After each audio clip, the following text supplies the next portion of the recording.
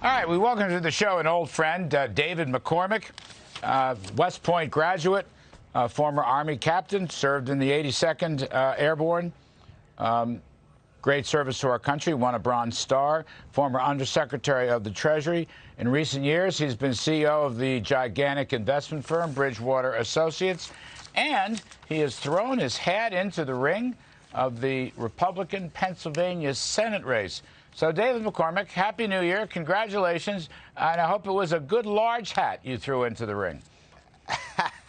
Well, great to see you, Larry. Thanks for having me. And yeah, it's a big change of pace. I jumped into the race about a week ago, and I'm working my way across the Commonwealth of Pennsylvania in my Ford 150, and it's great to be connected with the great folks of Pennsylvania. Where you grew up, right? I grew up, yeah. Listen, I'm a Pennsylvania kid. I was born outside of Pittsburgh, but I grew up in Bloomsburg. My folks had a family farm, and I grew up baling hay and trimming Christmas trees, and I busboyed at the local hotel.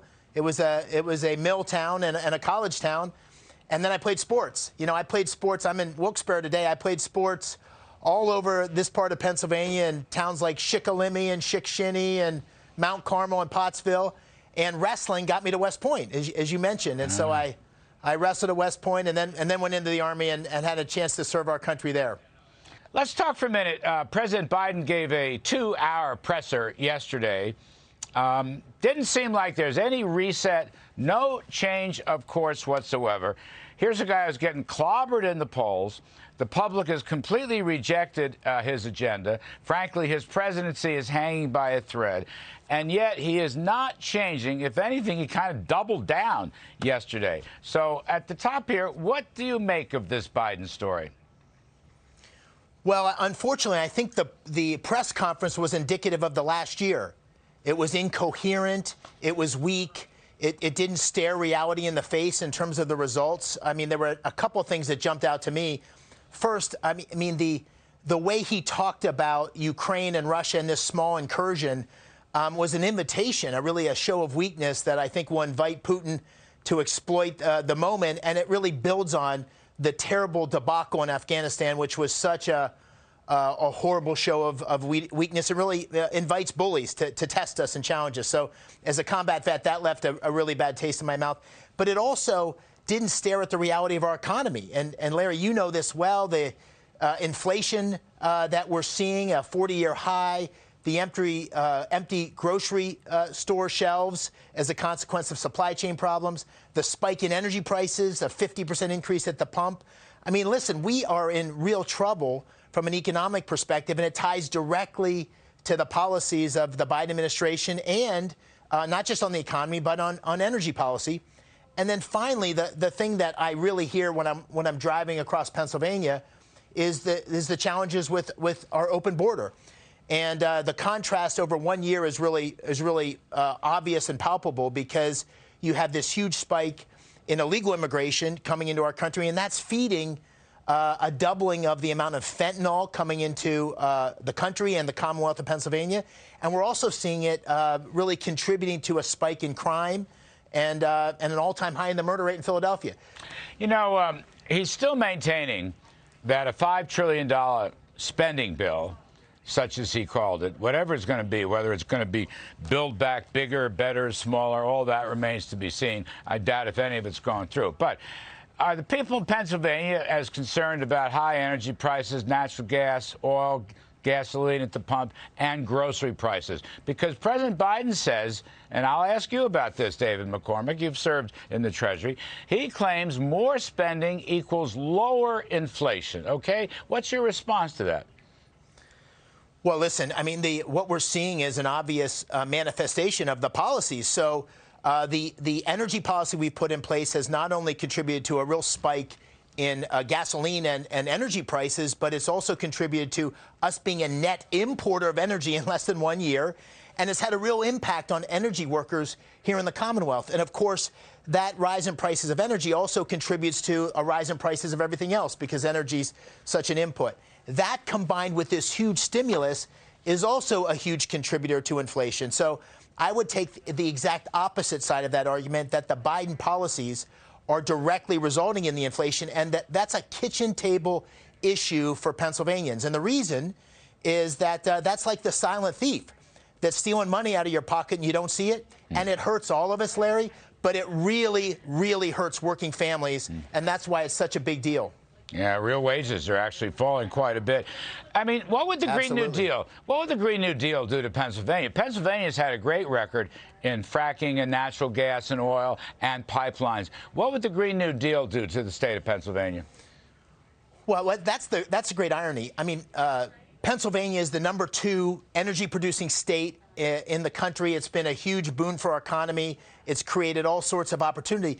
But in addition to that, Pennsylvania has been a leader in environmental improvements. So not only have we had a huge boom in our energy industry, but we've also had a huge improvement in the energy efficiency and in the reduction of carbon emissions.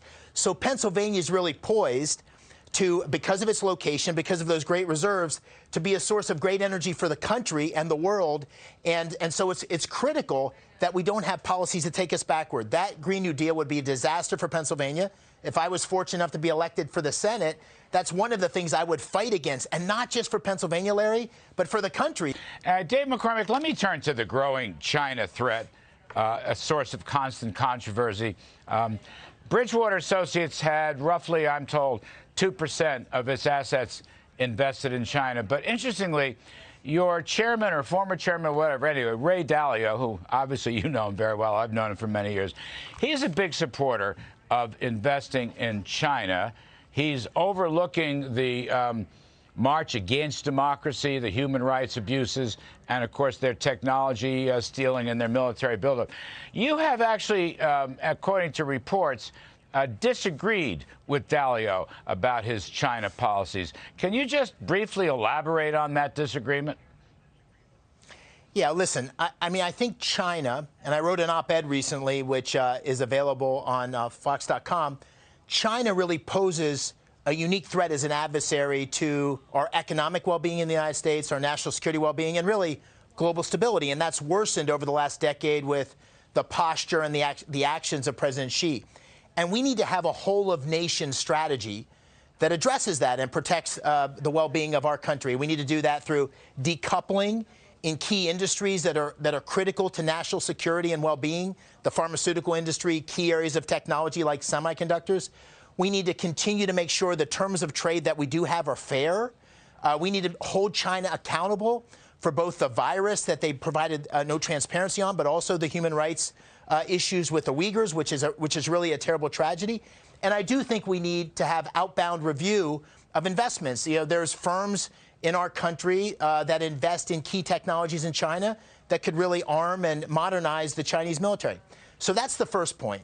The second point is we need tough-minded leaders in our government, in our Senate, in our executive branch that can lead that fight and understand the complexity of that and will be won't blink to that challenge. And so I'm going to present myself to the people of Pennsylvania as a combat veteran, as a West Point guy who spent the first part of his life thinking about how to fight the communists in the Soviet Union, someone who negotiated as a tough-minded, toe-to-toe negotiator with the Chinese in the Bush administration. I had a reputation for being a real hawk.